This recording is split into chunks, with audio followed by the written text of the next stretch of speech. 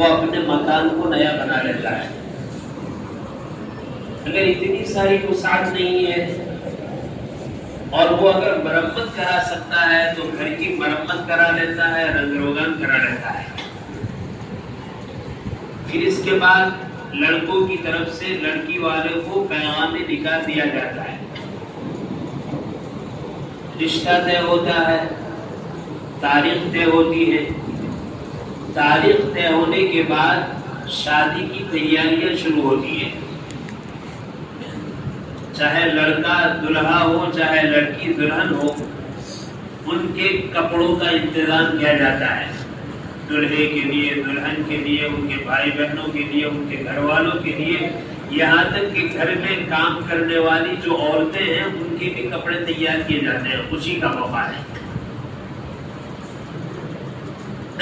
پھر جیسے تاریخ قریب آتی ہے, گھروں میں بیٹھ کر یہ فہرست بنائی جاتی ہے کہ بھئی شادی کے اور خوشی کے موقع پر ہمیں کتنے آدمی کو دعوت دینی ہے. رشتہ داروں کو دعوت دی جاتی ہے, دوست احباب پہچان والوں کو دعوت دی جاتی ہے, اور اسی طریقے سے اڑوس پڑوس محلے والے کو دعوت دی جاتی ہے. یہ دعوت دینے کے بعد یہ طے ہوتا ہے کہ فلاں وقت ان کو کیا کھلانا ہے. یہ ساری تیاری ہوتی ہے, اور تیاری پوری ہوتے ہوئے شادی کا اور نکاح کا دن آ جاتا ہے. لیکن یہ جو تیاریاں ہیں, یہ تیاریاں خالی مسلم قوم نہیں کرتی, بلکہ مسلمانوں سے پڑھ کر ہمارے دوسرے ملک میں رہنے والے برادران وطن اس کام کو بہت زیادہ کرتے ہیں. کپڑوں کا انتظام, فرنیچر کا انتظام, کھانے پینے کا انتظام, دعوت کا انتظام, دوست احباب اور رشتہ داروں کو بلانے کا انتظام سب کرتے ہیں. جہاں تک شادی کا دن ہے وہاں تک کی تیاری قریباً ساری قوم کے لوگ برابر برابر کرتے ہیں.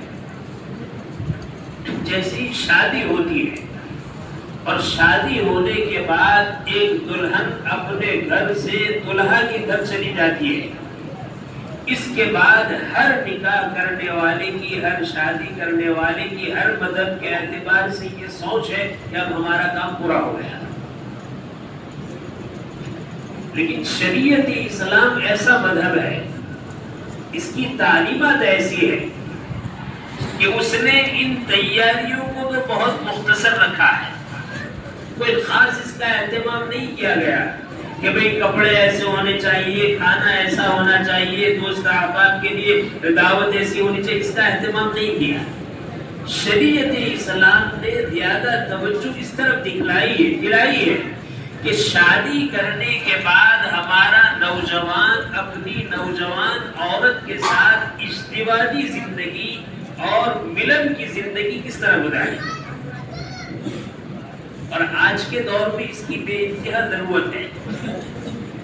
بہت سی مرتبہ ایسا ہوتا ہے ماں باپ اپنے لختے جگر اور نونے نگر کی شادی میں ہزاروں نہیں لاکھوں روپے صرف کرتے ہیں, لیکن بعض مرتبہ بدقسمتی سے ایسا ہوتا ہے شادی کے بعد ہفتے میں, مہینے میں, 6 مہینے میں طلاق کی نوبت آتی ہے.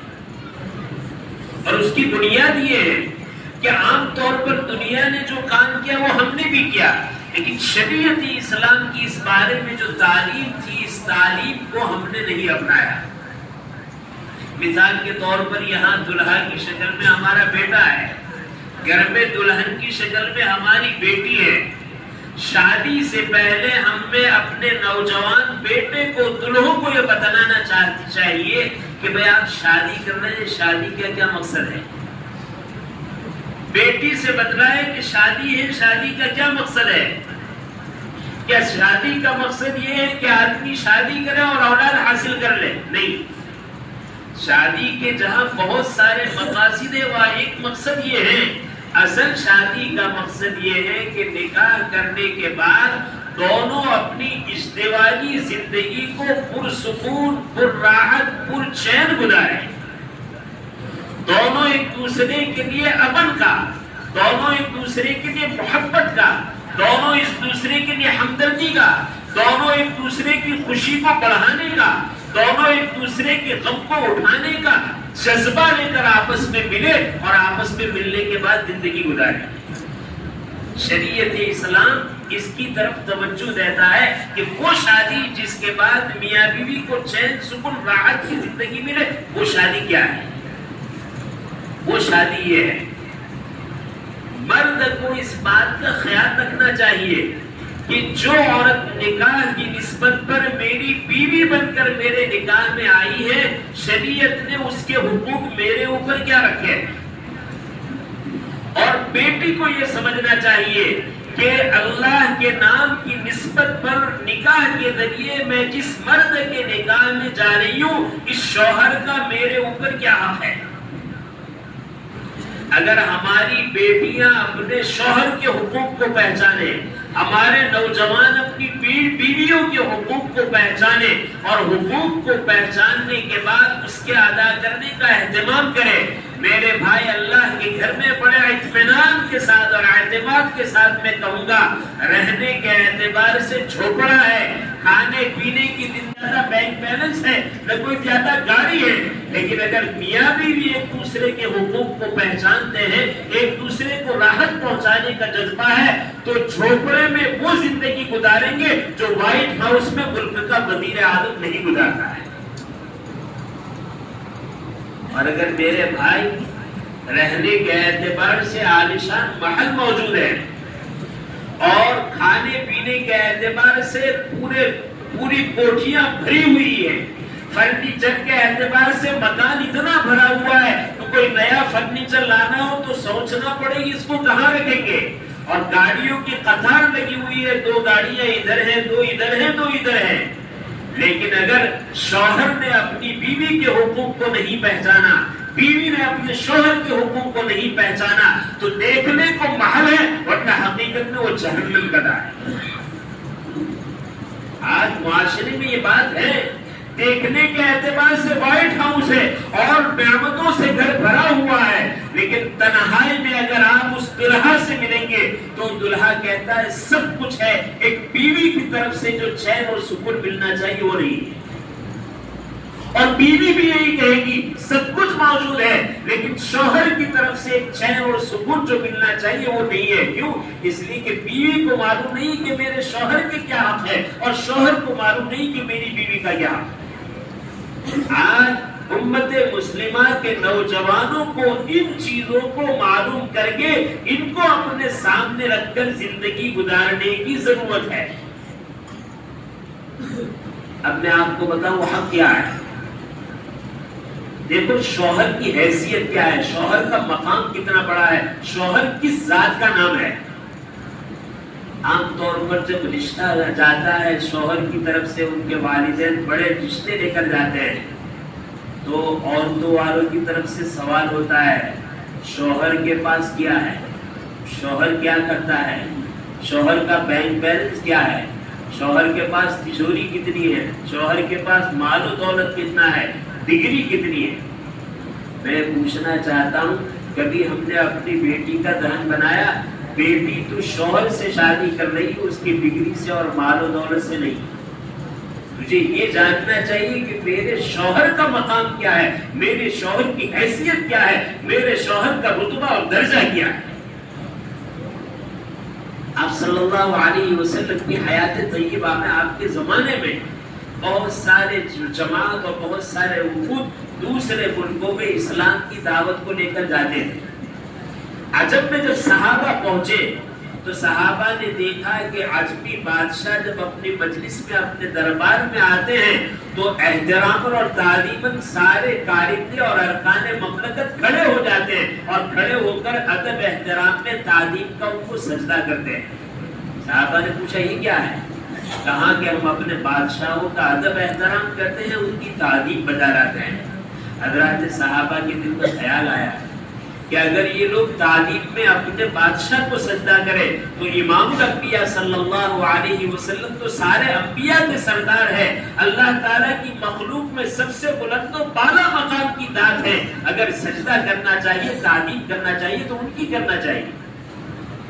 جب مدینہ منورہ نبی کریم صلی اللہ علیہ وسلم کی خدمت میں حاضر ہوئے اور حاضر ہونے کے بعد عرض کرنے لگے کہ اللہ کے رسول اپنے شاہان عجم کو دیکھا کہ ان کے ماننے والے تعظیم میں ان کو سجدہ کرتے ہیں، اگر آپ کی اجازت ہو تو ہم آپ کو سجدہ کریں۔ مجھے بتانا ہے کہ شوہر کا مقام کیا ہے، شوہر کی ویلیو کیا ہے، شوہر کو شریعت نے کیا رتبہ اور درجہ دیا ہے۔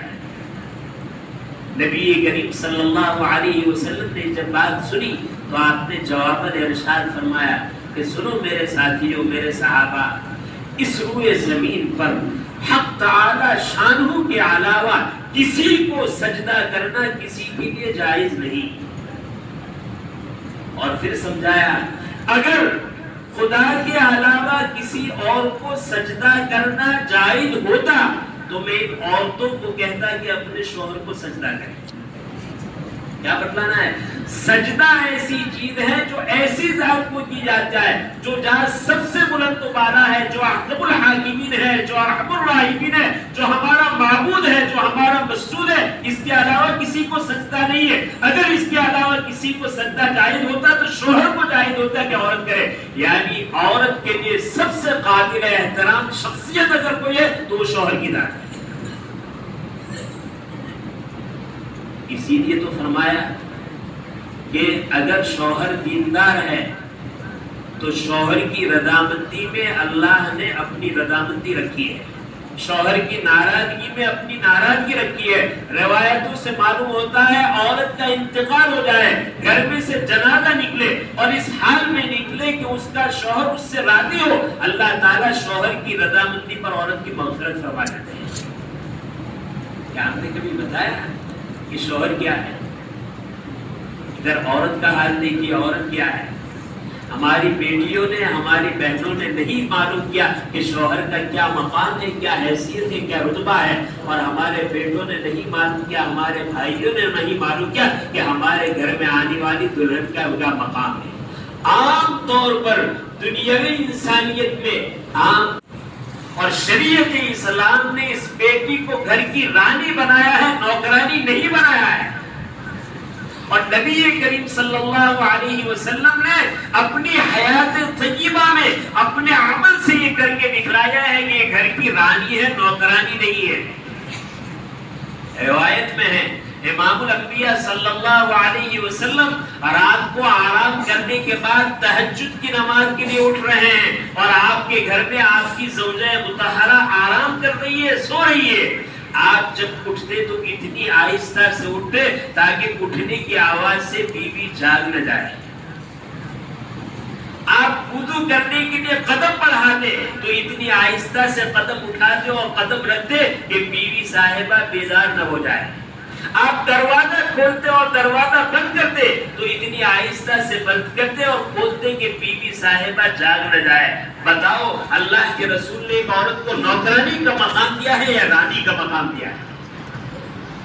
آج ہمارا کیا حال ہے؟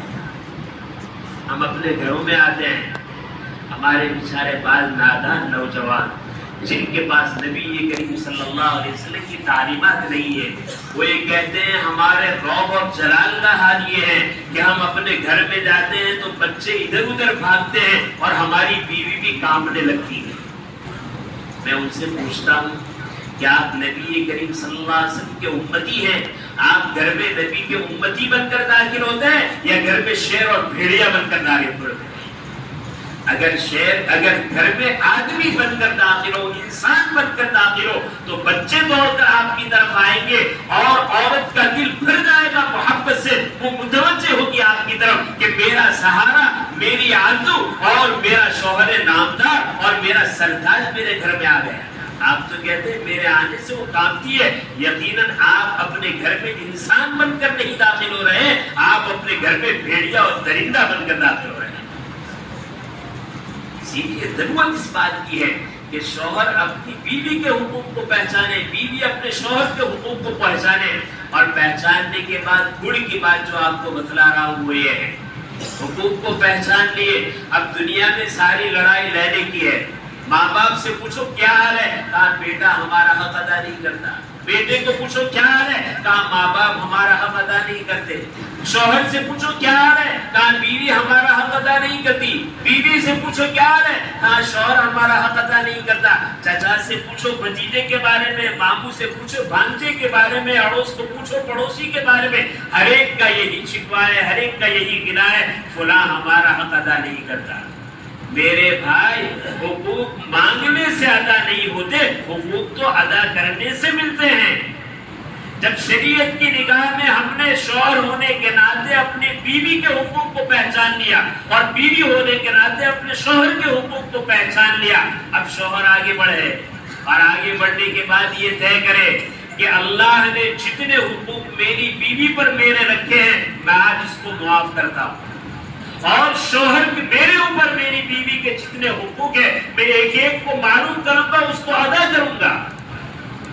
ادھر اس نے یہ ٹھان لی کہ مجھے اپنی بیوی کے ساتھ اس طرح رہنا ہے کہ اپنے حقوق تو معاف کر دیے, اس کے حقوق کو ادا کرنا ہے. اللہ تعالیٰ بیوی کے دل میں ڈالے گا کہ جس شوہر نامدار کی دلہن بن کر آئی ہے اس کے ایثار کا تو یہ عالم ہے, اللہ کی بندی تو بھی آگے بڑھ جا. وہ بھی یہ کہے گی کہ میرے حقوق میرے شوہر پر جتنے ہیں میں سب کو معاف کرتی ہوں, ہاں میرے شوہر کے بھی جتنے حقوق ہیں میں اس کو معلوم کروں گی اور معلوم کرنے کے بعد ادا کروں گی.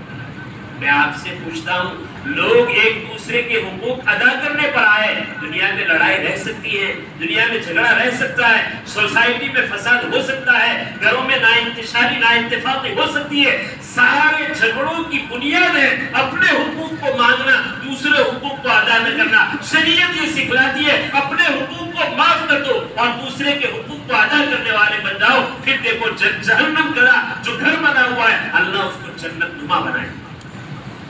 آپ ضرورت اس بات کی ہے. میں تو اپنے نوجوانوں سے ایسے موقع پر کہتا ہوں, اللہ تعالیٰ نے پاک اور جائز محبت کا ایک حصہ آپ کے قلوب میں رکھا ہے. اے نوجوانوں, اس پاک اور جائز حصے کو اپنی عورت کے لیے خاص کرو تاکہ کسی اجنبی غیر عورت کو آپ دے نہ سکیں. آج ہمارا حال یہ ہے, ہمارے سینوں میں جو حصہ رکھا ہے محبت کا, آج اس محبت کو عورت سے ہٹا کر اجنبی عورتوں کو ہم نے دیا ہے. یہی جہنم کی نشانیاں ہیں. اللہ تعالیٰ شانو ہمیں صحیح سمجھ نصیب فرمائے. اس موقع پر ایک آخری کام کی بات کر کے اپنی بات کو ختم کرتا ہوں. میاں بیوی خوشگوار زندگی کس طرح گزار سکتا ہے؟ شوہر اپنی بیوی کے مزاج کو پہچانے. ماشاءاللہ شوہر بھی مسلمان ہے, بیوی بھی مسلمان ہے, دونوں شریعت کو مقدم رکھیں گے, شریعت کو پہلے رکھیں گے, اور شریعت کو پہلے رکھنے کے بعد شوہر یہ دیکھے گا کہ میری بیوی کا مزاج کیسا ہے, میں ان کے مزاج کی رعایت کرتے ہوئے اس کے ساتھ معاملہ کروں گا. بیوی یہ سوچ لے کہ ماشاءاللہ ہم دونوں مسلمان ہیں, شریعت مقدم ہے, میں اپنے شوہر کے مزاج کو پہچانوں گی اور مزاج کی رعایت کرتے ہوئے میں زندگی گزاروں گی. کیا مطلب ہے مزاج کی رعایت کرنے کا؟ کہ جو چیزیں ایسی ہے وہ شوہر کو ناپسند ہے میں بھول سے بھی اس کو نہیں کروں گی. جو چیزیں ایسی ہیں جو بیوی کو ناپسند ہے میں بھول سے بھی اس کو, ایک دوسرے کے مزاج کی رعایت کرتے ہوئے اگر زندگی گزارنا شروع کر دی, میرے بھائی چھوپڑے پہ اللہ تعالیٰ وہ سکون اور راحت والی زندگی عطا فرمائیں گے جو بادشاہوں کو اپنے محل میں نہیں ملا کرتی. ہم تعالیٰ شانوں نے جو باتیں کہلوائی, ہم تعالیٰ ہمیں سمجھنے کی, سوچنے کی, اپنے دلوں میں اتارنے کی اور اس پر عمل کرنے کی ہمیں توفیق نصیب فرمائے. آمین. وآخر دعوانا الحمدللہ رب العالمین.